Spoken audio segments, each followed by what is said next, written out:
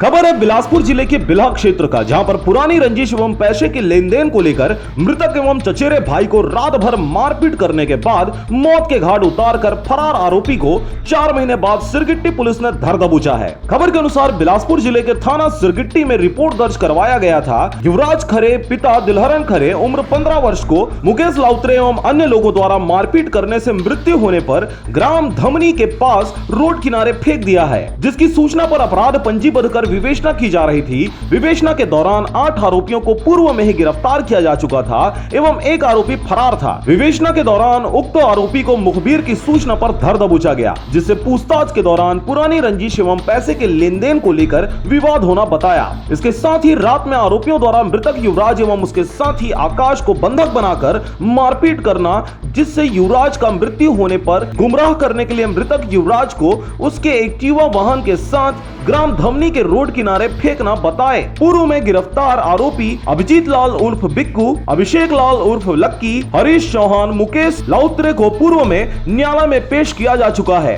प्रकरण के एक अन्य आरोपी लक्की उर्फ खेबड़ा नायडू पिता रामधीन नायडू, जिससे मुखबिर से सूचना मिली कि उक्त फरार आरोपी घर में छुपा हुआ है, तब थाना सिरगिट्टी पुलिस टीम द्वारा आरोपी के घर पर दबिश देकर घेराबंदी कर पकड़ लिया गया, जिसकी मेमोरेंडम कथन लिया गया, जिसके द्वारा अपराध करना स्वीकार किया गया। उक्त आरोपी के विरुद्ध 229, 302, 342, 323, 394, 393, 397, 201, 148 और 149 के तहत माननीय न्यायालय के समक्ष पेश किया गया है।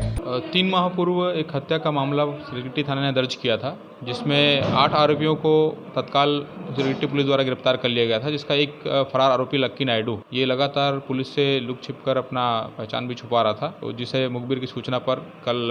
रात में गिरफ्तार किया गया है, जिसे माननीय न्यायालय प्रस्तुत किया जाएगा। बिलासपुर से विनीता जोशी के साथ मनोहरन बंजारे की रिपोर्ट, RJ रमझाझर।